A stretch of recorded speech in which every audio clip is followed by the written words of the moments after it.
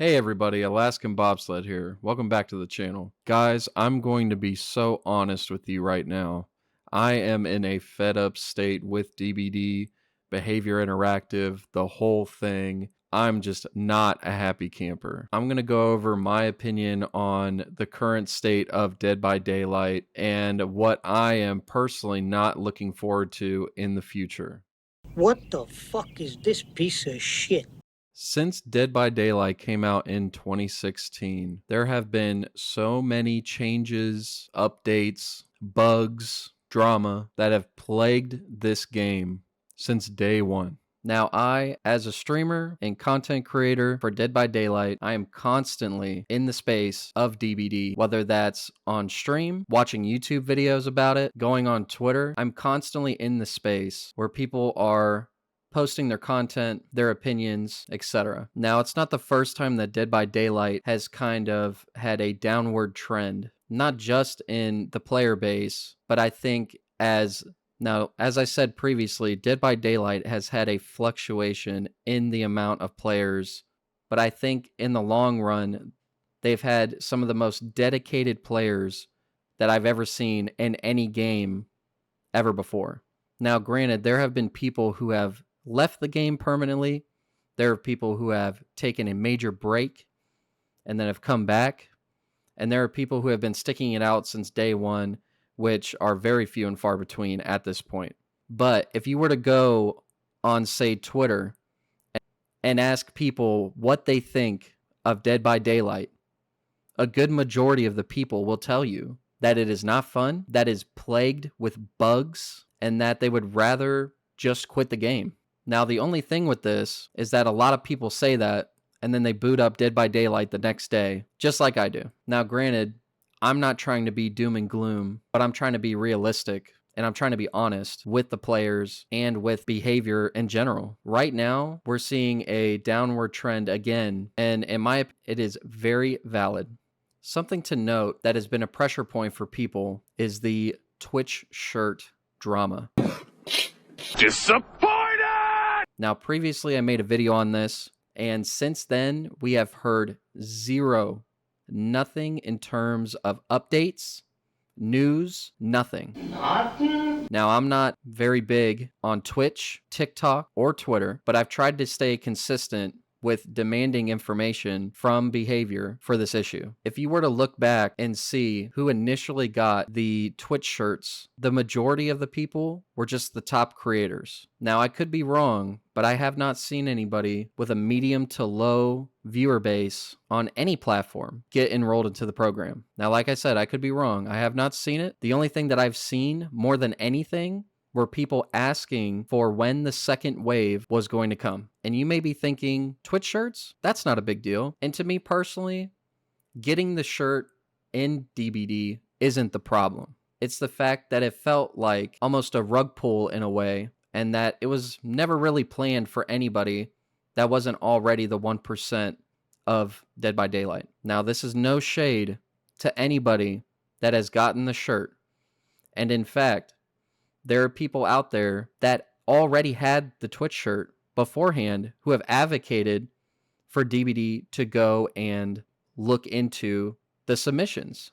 After, I believe it was about 5 or 6 tweets, as soon as DBD made a Twitter post, I would post and ask for updates regarding the Twitch shirts after the initial wave. So far, we have heard nothing about it. Now, this is a smaller issue, but this is a trend for behavior because they have a lack of transparency. And I think that is one of the things that's really going to matter the most in the next coming days. Another example of this, if you have been in the Dead by Daylight space for a while, more than likely you have seen the Chandler Riggs and the Walking Dead drama. Here at Behavior Interactive. Holy God, what are you showing me? Hey, come on! Chandler Riggs is an actor who was casted as Carl in The Walking Dead. Now, Carl is not in Dead by Daylight, but Behavior Interactive thought it would be a good look for them to have somebody from the show to play the game with the top creators for the release of The Walking Dead. Behavior's idea for this stream was to have Otstarva, G-Burb, Ghost Arcade, and Mish play a game in custom lobby with Chandler Riggs for the release of The Walking Dead. This stream alone was plagued with hackers trying to get into the lobby and interrupt the live stream.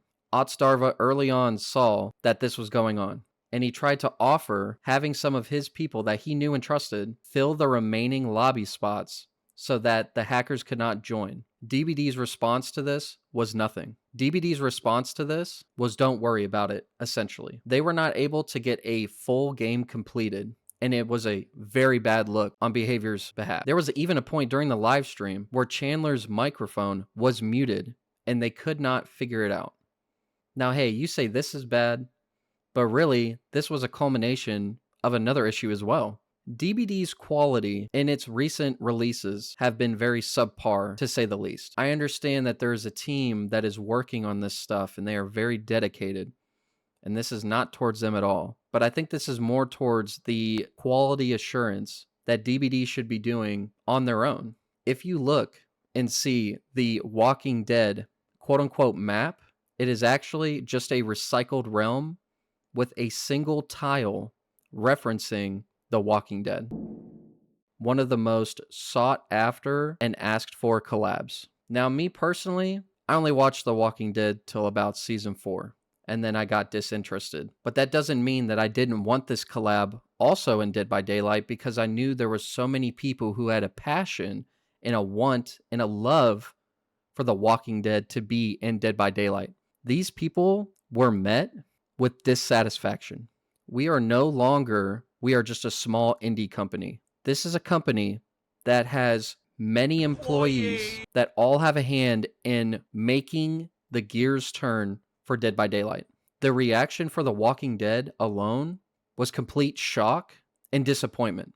And I think if you care about Dead by Daylight as a game, even if you don't care for a collab that comes into the game, such as myself, you still want to support the people that wanted it from the get-go. And you can be just as upset and disappointed for those people for something that they wanted that turned out to be garbage. This as a whole, with the fact that they will not even take advice from one of the most respected and knowledgeable content creators, Otstarva, is a huge sign that Behavior really is disconnected from their player base. Other than poorly released collabs, Dead by Daylight has had many bugs in this game since release. Now, I'm not a game developer, but I can tell you from what I do know is that bugs will make people stop playing. Almost every single killer in Dead by Daylight has had a bug at one point. Now, not all bugs are the same. Some can be game-changing. Some are so bad that they have to kill switch that killer. A prime example of this is the killer, the Spirit. She has been plagued with audio bugs for the longest time. And every patch that comes out and every update, I am hearing from Spirit mains say, this bug is still there. This bug has been out for 6 months and it is still there. These are the type of people who are so dedicated to a single killer. They are on Twitter every day in Dead by Daylight's comment section asking, begging, please fix this. This killer is unplayable in its current state. Another thing to note is that when certain bugs are addressed and they are prioritized and they are talked about, when it does come out in the next patch, it's not uncommon for there to be a new bug in its place. And with Behavior's track record of addressing bugs, that will be another 6 months plus until they resolve the issue. I truly feel for the people out there who just want to play a game, myself included, without bugs. Right now, a common opinion that I hear is that Dead by Daylight is stale. A common opinion that you'll see if you go on Twitter about the current state of DBD, and a few other creators have talked about this. The other main thing that has made Killer feel super rough is just the lack of build variety that you see from most survivors. Most of the time when you're playing, you're running into the same meta builds, the same like 10 perks on every single survivor. And I don't blame the survivors for this. I mean, if you look at the survivor perks that have come out this entire year, they're all terrible. Better, it feels like it's getting worse and more stale somehow and just more, I don't know, like I used to be able to stream this game for 8 hours and be like, yeah, hell yeah. Now, like, I stream the game for 2-3 hours and I just want to turn it off. As far as the current state of Dead by Daylight, and what a few other content creators such as myself has voiced, people like Scott Jund and Spook and Jukes, is that on both sides, both Killer and Survivor, it is stale. Dead by Daylight recently has come out with a pallet density update, where it seems like the amount of pallets that have spawned on each map has increased more than they needed in the first place. With this update came God loops. In places where dead zones would have been, now there are infinite loops. Now instead of forcing a survivor to run to an area strategically where you know there's no pallets, so you can get that down or get that hit, is no longer a thing. With this update, when you play Killer, a survivor can have 2, 3, 4, 5 pallets close to them. And not only that, they have a tile next to each of those pallets that can turn into an infinite loop. A survivor can just pre-drop and you either break that pallet and lose your bloodlust, or you try to mind game them at that pallet, which, since there is another pallet directly next to that pallet they just dropped, they go to that pallet, and then it's rinse and repeat. And then if the survivor is not a brand new fresh install, they can just take the tile that's next to the 2 pallets they just dropped and rinse and repeat this cycle until you get Bloodlust 3. And for the record, Bloodlust was never supposed to be for the normal Killer player. It was meant for people who were struggling in a chase so that they had an advantage after a certain amount of time to potentially catch up to the survivor. So now you are either forced to break said pallet, which in turn makes you lose your bloodlust, and it's still a rinse and repeat. There are people out there like Epi, who is a Bubba main, that I feel bad for. I recently had a game of Bubba, and it was on Midwich. It's a killer-sided map. There were so many pallets, even for a character like Bubba who can instantly break downed pallets. I didn't get a single hit on someone by the time that 3 gens were done. Was part of that skill diff? Sure. I don't play Killer very much anymore because I found it to be way too stressful for me. So that's why I've been playing Survivor so much. But now that leads into the Survivor side of these issues.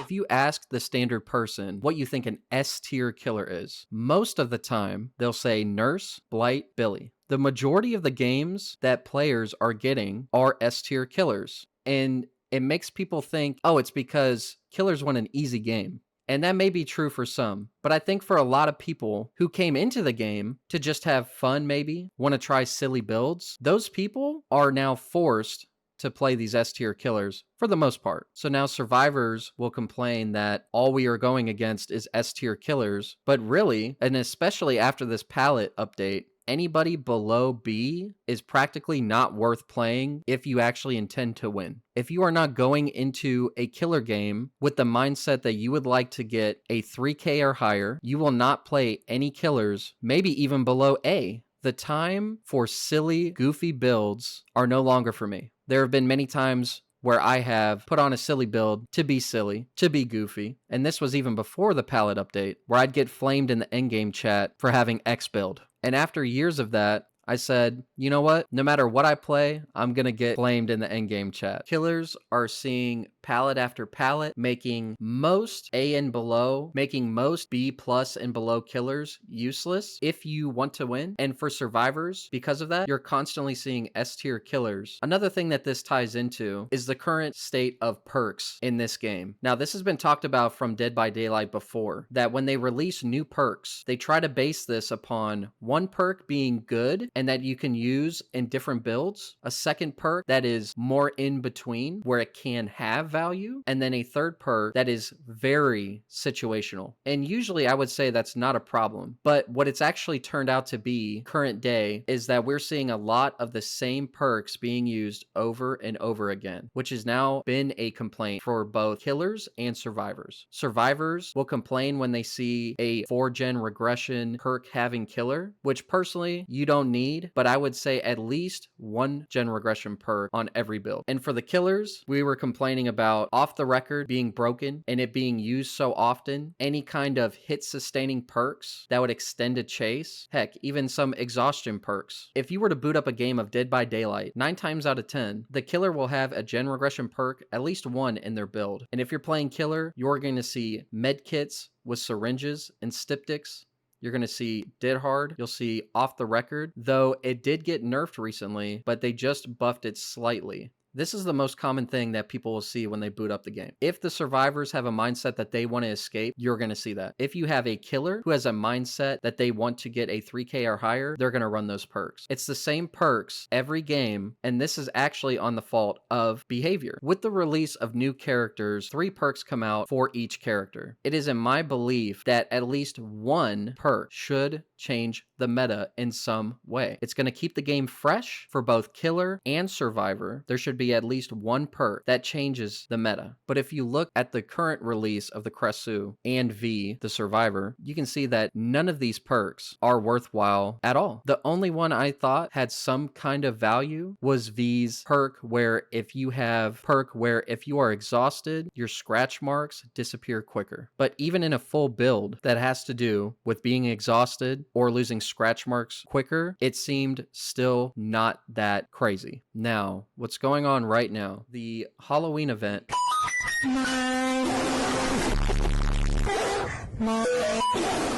So Monday, the 14th of October, the Halloween event came back out in Dead by Daylight. Generally, events are when people are playing the game the most, even where some people will get back on the game that they haven't played in a while, reinstall it, get back on and try to grind some of the cosmetics or some blood points. But the problem with this is that they have recycled the same event from last year, and it is unbearable. The only noticeable change is that when you deposit your energy as a survivor into the Void Well, you can get a Void Crystal, which we could get last year. Activating this Void Crystal normally will create a cloud of smoke, though now that we have Fog Vials, it took the place of the Void Crystal when it came out last year. But the other thing that it can do is that you can actually put it on a generator, and it will do the generator for you. Now that alone has big implications, but changing one thing about a major event is actually not surprising for Behavior Interactive. Operation Health is basically a 3-month period of time that we're going to be taking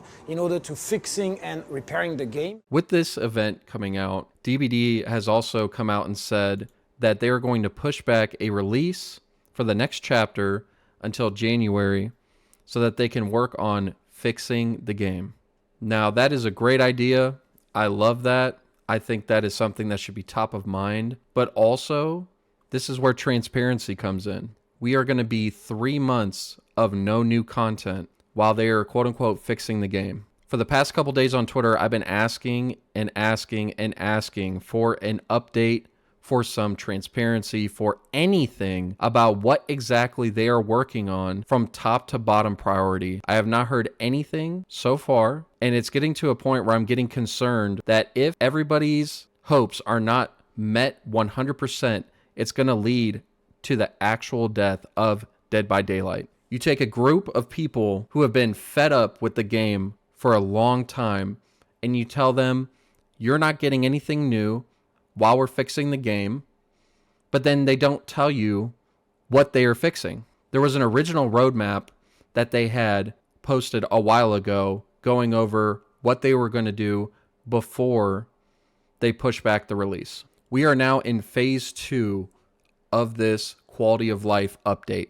which is supposed to be October through January. In October through January, they said that they will postpone the November chapter content to January, that they were also going to focus November release on bug fixing and the winter event. And the remaining things were fixing of high priority impact killer issues, the shape gameplay update, which has already happened, slugging, tunneling, and camping update, which has been reverted. So the only thing that we know right now that they are currently working on is, quote, fixing of high priority impact killer issues. Right now, in my opinion, with how DBD is, I think everything is banking on this health update, this Operation Health for Dead by Daylight. I'm trying to remain hopeful, but honestly, I think we are in a downward trend. Behavior has been on the bad side of communication skills for the longest time.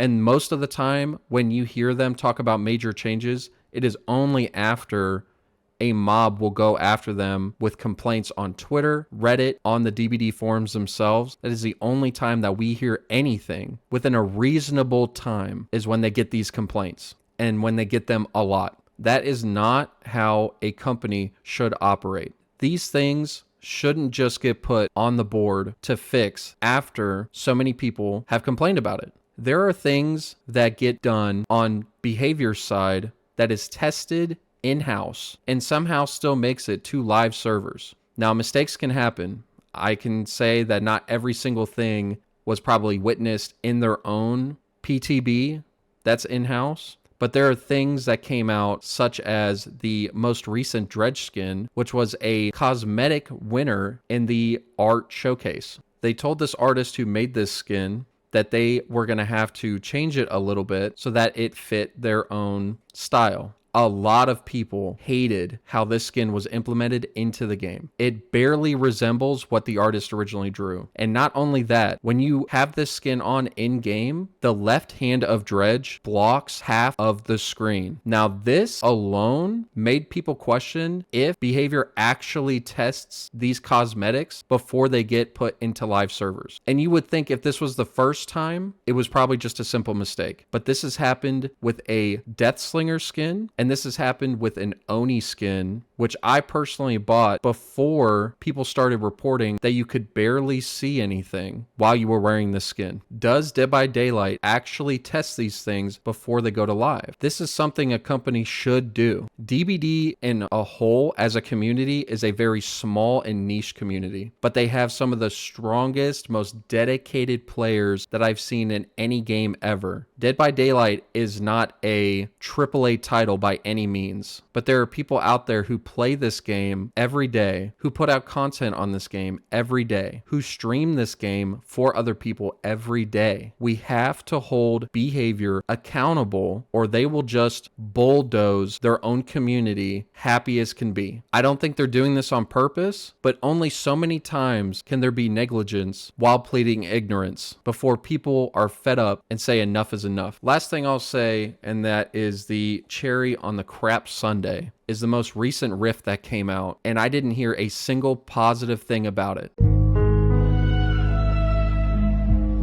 In fact, I heard people say, do not buy this rift. Now, in each rift, historically, they give you enough Oryx cells, which is in-game currency, to buy the rift in the next rift release. It has gotten to the point where people are actually skipping this rift with the in-game currency they earned from the last rift because they will not buy the current one. There are less cosmetics in this rift that I've seen since any rift. Now, I played the game originally back in 2016, but I took a long break because nobody wanted to play with me back when it came out. So when I came back a few years ago, rifts were a thing. And if you don't know, a rift is essentially like a battle pass for Dead by Daylight. This rift, Reverence, with the main character being the Trickster, has had the least amount of cosmetics and the least quality cosmetics that I've seen in a rift ever. Unfortunately, I bought this rift before I started seeing people talk about how bad this was. There are so many low effort skins and basic recolors in this rift. It makes me sick. It almost seems like behavior thought they could get away with giving us a mid-rift while we are waiting 3 months for new content, because they simply do not care. That, I think, was the tipping point for me. No current meta shakeup, M1 killers and B and below killers practically useless if you want to win a game. We are forced into the current perk meta. Then on top of it, they add so many new pallets where dead zones used to be, which makes Survivor some of the easiest gameplay ever right now. Survivors don't want to go against S-tier killers every single game. And killers don't want to lose a chase because pallets were added in dead zones where normally they would strategically force survivors to go. It is a recycled, stale gameplay loop that we are now set in. And while we wait for behavior to supposedly fix major impact bugs, while not being told what these bugs are, what's the most important, what's the least important, what their progress is on these, we have to wait 3 months for them to release this update because they pushed back the chapter to do this update update while we have no information on what they're doing during this health update. We are all pushed into a room,